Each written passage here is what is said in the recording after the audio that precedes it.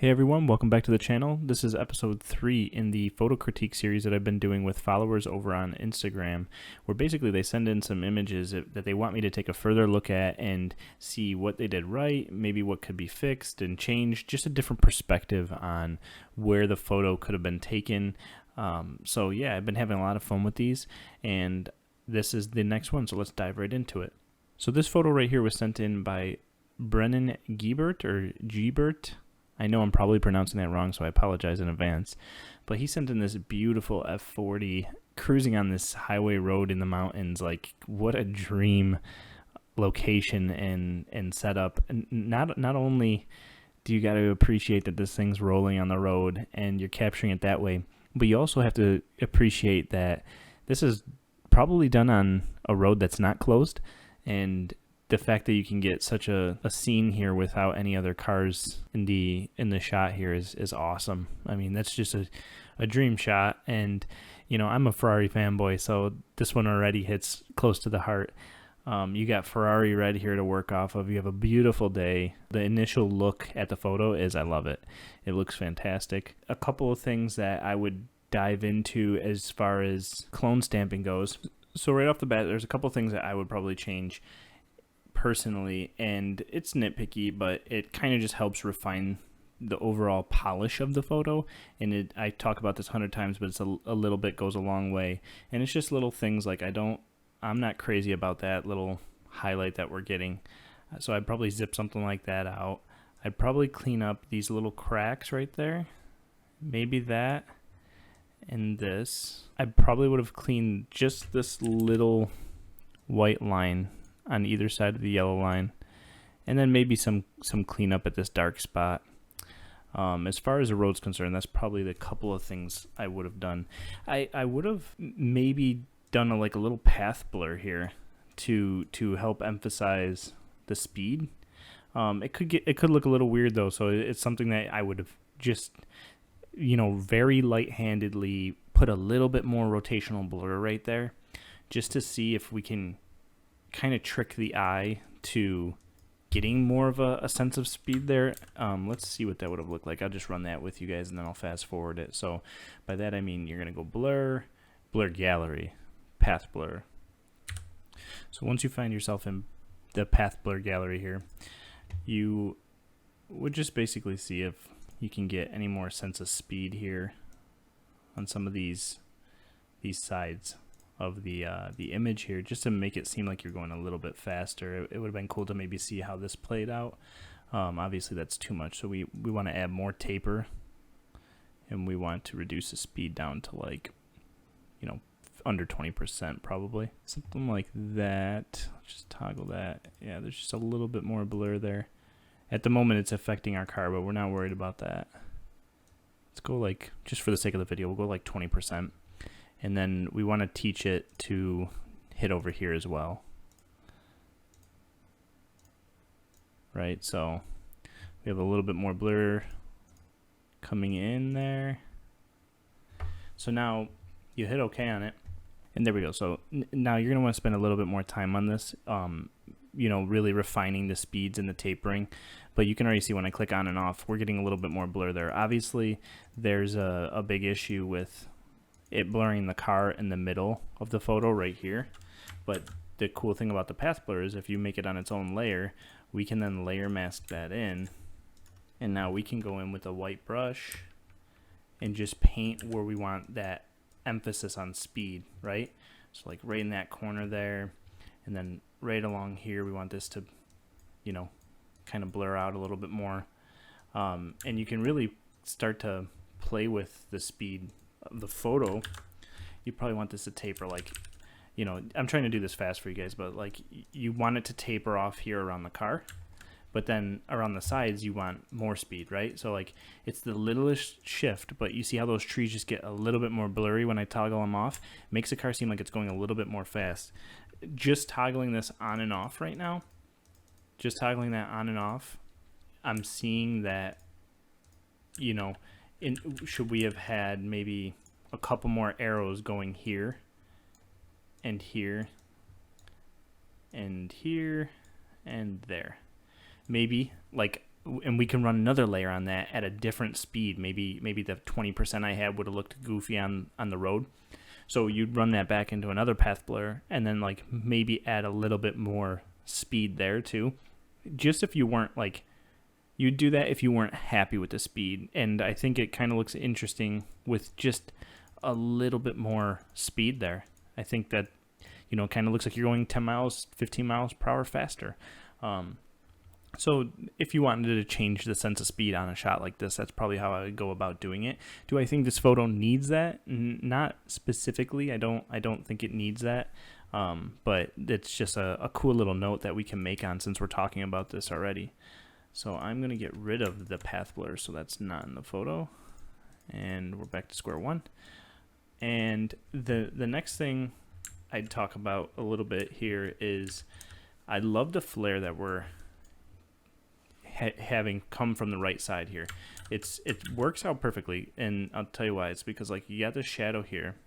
It's inferring that our sun is here, right? So it's very logical that a flare would be coming from here, and I like that. I think the thing that, if we're gonna nitpick about the color grade, I think the thing that kind of affects my eye is I love how golden this is, and I think it plays really nicely against the red.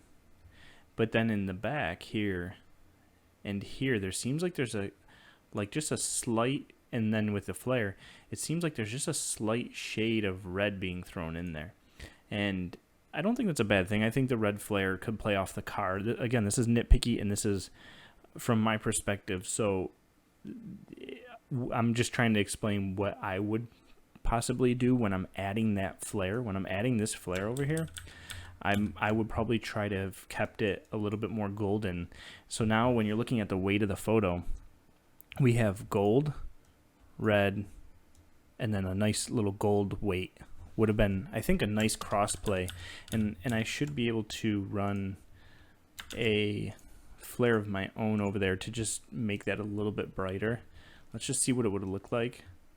So if we had, not to mention like the red flare, if you want to go for realism, like wouldn't really be happening. But like if you know, this is a little bit more sun tone, right? A gold, a yellow. You see the difference between the red and the yellow there?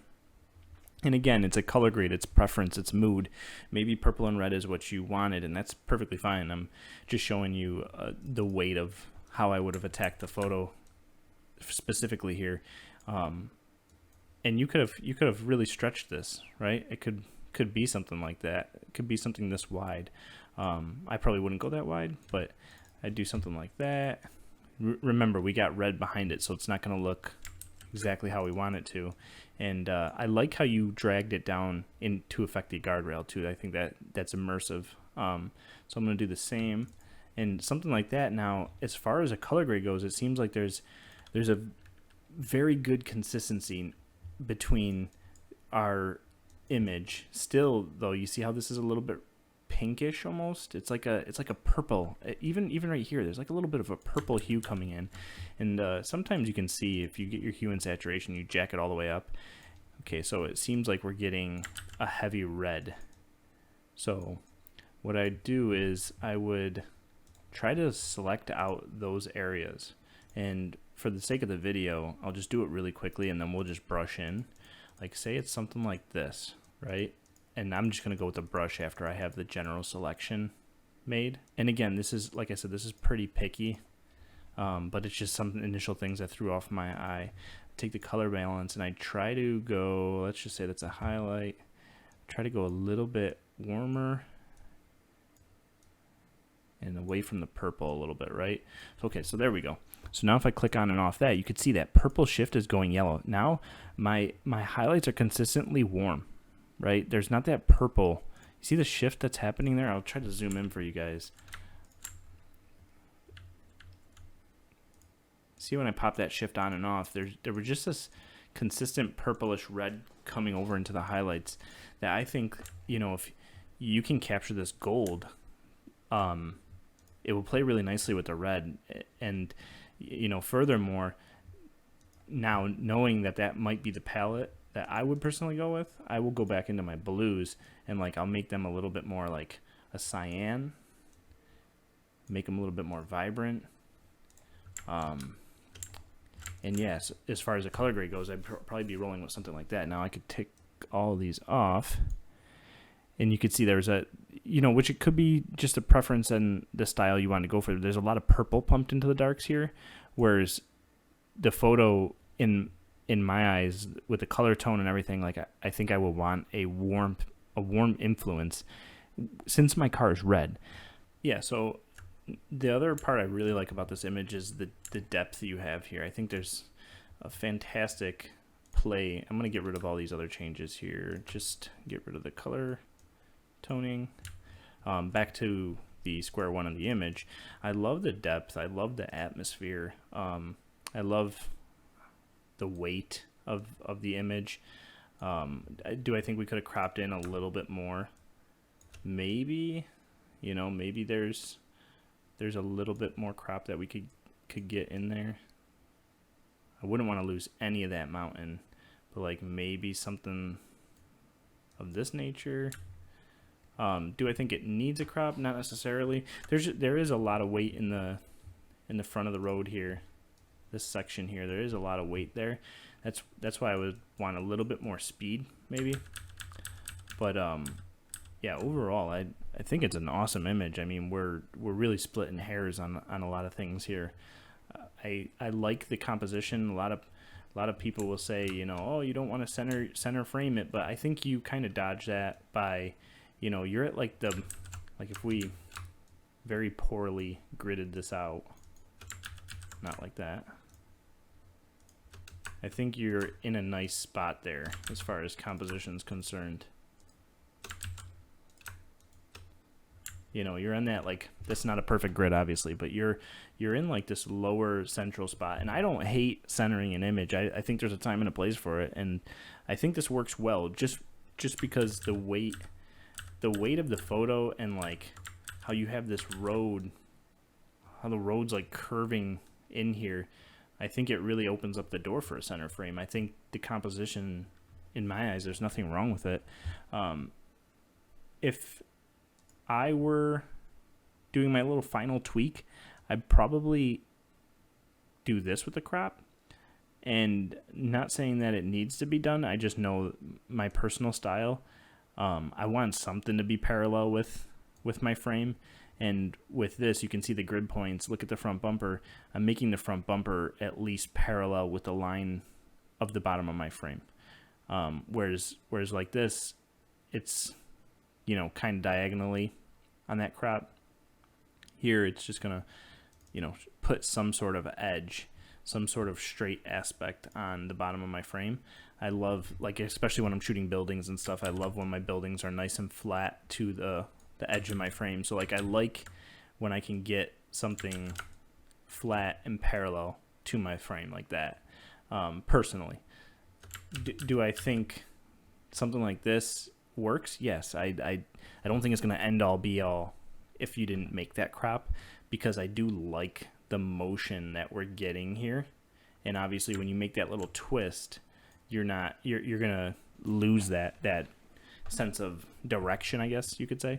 But as far as like a commercial edit, you know, just to have a little bit of refined crop on it on such a, you know, wild photo, I think would be kind of interesting.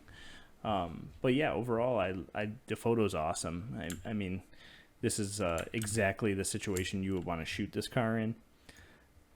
And you know, would I also maybe see what a darker sky look like from the one corner? You guys seen this before, the soft light trick. We got it on black and just do a drag pull. Yeah, you know, like something to take your eye in, since there's going to be so much negative space, something to take your eye in a little bit more. You know, with the color grade, I'll quickly switch back over to the brighter sky, because that will make the sky seem a little bit less dramatic. Something like that, and that warm pull that we had in there.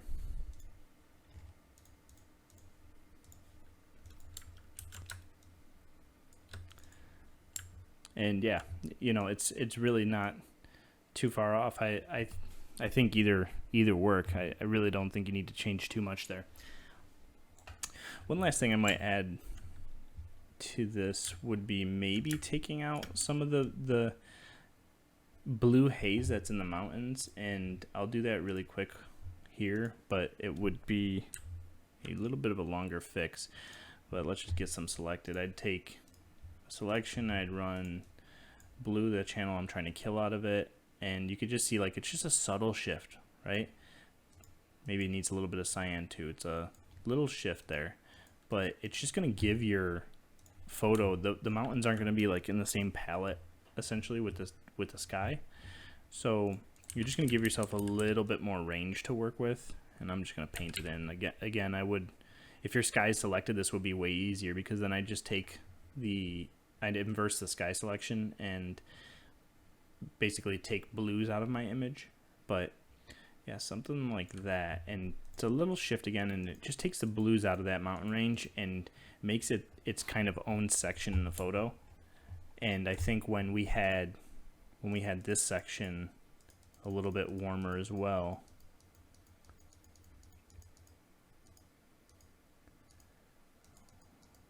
when we had a little bit more yellow dumped in here, it was reds, a bit more yellow there, highlights, more yellow, pull away from purple. I think that's where we were sitting with the color grade. So you could see the little difference I would make would just be kind of like trying to establish that warmth that we're asking for from the flare and that sun. But yeah, so that's probably what I would do with this image. Again, I think it's a great image. I don't think too many things really need to be done with it. I think that at a certain extent, when I'm looking at some of your guys' images, like, you guys are sending in some really good stuff, and, you know, I try to find something to, you know, just give you guys a little bit of feedback on, so it can take all of our knowledge and raise it another level. But yeah, I'd say this one's just really about locking in that color grade and refining just a few little shifts and making sure that flare is maybe a little bit more realistic, unless you wanted to play off that red. Maybe like the series of images were like had this nonstop red glow coming in from parts of the image. I just think in this specific image, it makes a lot more sense to go yellow with it.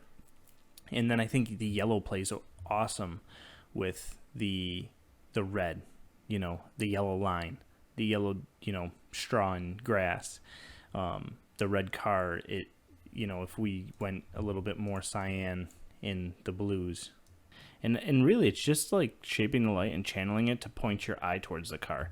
And the biggest things are the flare and the fake density filter that we basically put on it. You know, the red kind of pulls your eye here, whereas the yellow kind of pushes your eye there. The yellow is going to push your eye to the red because it's too different, where the red, like, you know, almost makes this red, you know, not pop out of the page because there's this other bit of red over here. Whereas this is like, you know, you have, let me turn this a little bit brighter. You have like this yellow triangle pointing at the car, and then you have like this yellow triangle pointing at the car, and your eye meets in the middle there, you know, all these yellows surrounding it. So I think it just kind of makes it, you know, you embrace the tone that the environment's giving you, and you go down into that rabbit hole. But yeah, so I really appreciate you sending it in, and I had a blast looking at this one. Obviously, like I said, I'm a big Ferrari fan, so any chance to review Ferrari photos is always a win in my book. So thank you for being a part of this, and I will catch you guys in the next episode.